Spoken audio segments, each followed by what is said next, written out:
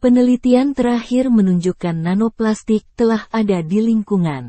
Nanoplastik ini lebih buruk dan berbahaya daripada mikroplastik. Jika mikroplastik berukuran dalam skala mikrometer, sedangkan nanoplastik hanya berukuran nanometer. Jika mikroplastik masih terlihat oleh mata atau mikroskop, sedangkan nanoplastik nyaris tidak terlihat.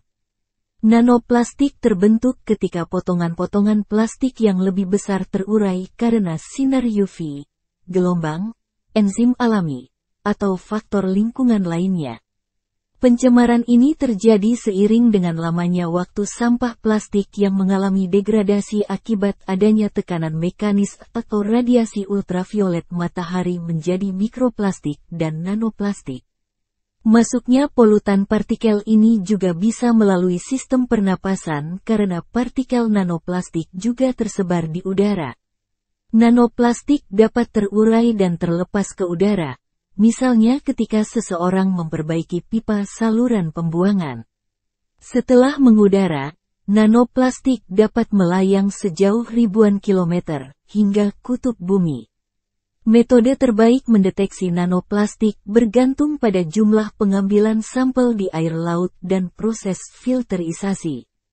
Jika manusia mengkonsumsi ikan yang terkontaminasi partikel nanoplastik, dapat terakumulasi di dalam tubuh sehingga menurunkan kesehatan. Diperkirakan nanoplastik sudah ada lebih dari 100 tahun sejak penemuan plastik. Karena ukurannya yang jauh lebih kecil, nanoplastik dapat masuk ke tempat-tempat yang tidak dapat dimasuki oleh mikroplastik. Misalnya, jika mikroplastik bisa masuk ke dalam organ tubuh hewan, maka nanoplastik bisa masuk ke dalam sel mereka. Mikroplastik dan nanoplastik saat ini sudah menjadi bahaya laten bagi kesehatan manusia semakin nyata.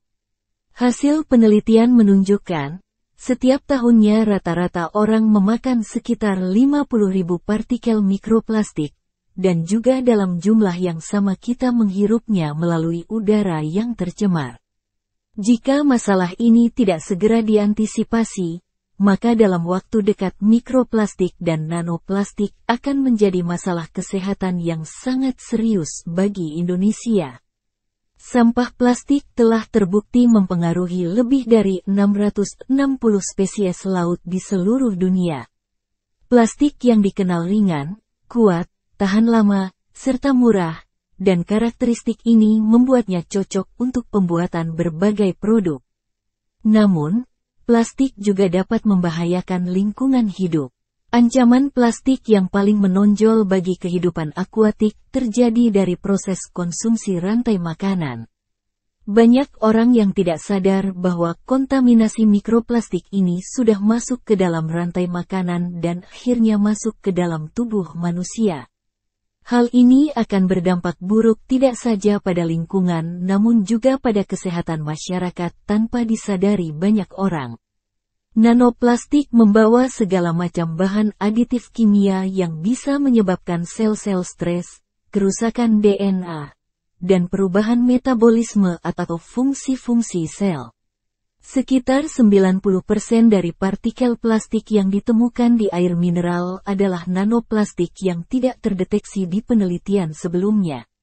Sebuah studi mengevaluasi air kemasan plastik dapat mengandung partikel plastik 100 kali lebih banyak, atau 240.000 pecahan plastik yang dapat membawa masalah kesehatan.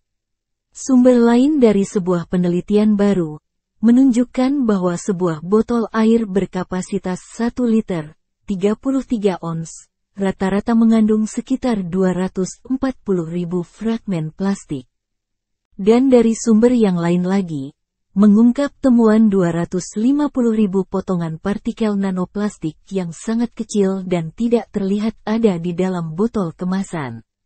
Temuan terkini itu terdeteksi dan dikategorikan untuk pertama kalinya oleh mikroskop menggunakan laser ganda. Meskipun polusi plastik ada di mana-mana di bumi, air kemasan menjadi perhatian khusus para ilmuwan karena berpotensi besar partikel plastik dapat masuk ke dalam tubuh manusia.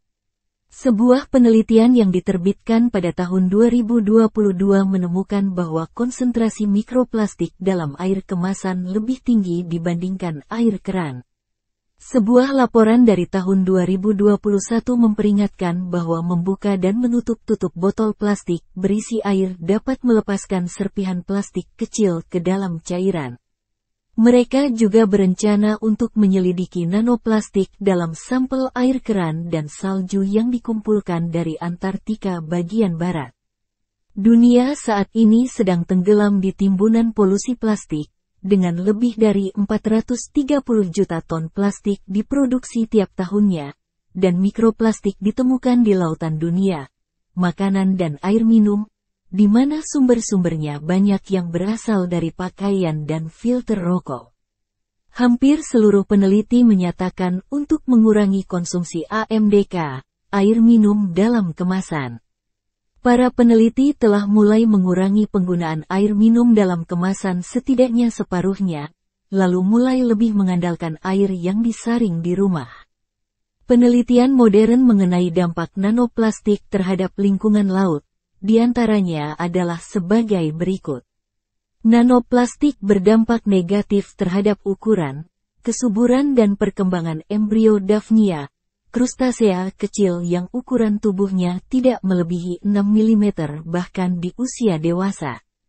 Sedangkan untuk mikroalga, nanoplastik mempengaruhi ukuran dan jumlah sel di Coenobia, kelompok sel independen yang hidup bersama. Daphnia dan ganggang hijau Senetsmus, yang hidup di air tawar, ditambahkan emulsi nanopartikel polistiren dengan konsentrasi tertentu. Percobaan menunjukkan bahwa peningkatan konsentrasi polistiren menyebabkan penurunan ukuran tubuh dan kesuburan Daphnia. Dalam kasus mikroalga, dampak nanoplastik terlihat pada perubahan jumlah dan proporsi sel hidup dalam suatu populasi, serta ukuran sel dan jumlahnya di Coenobium.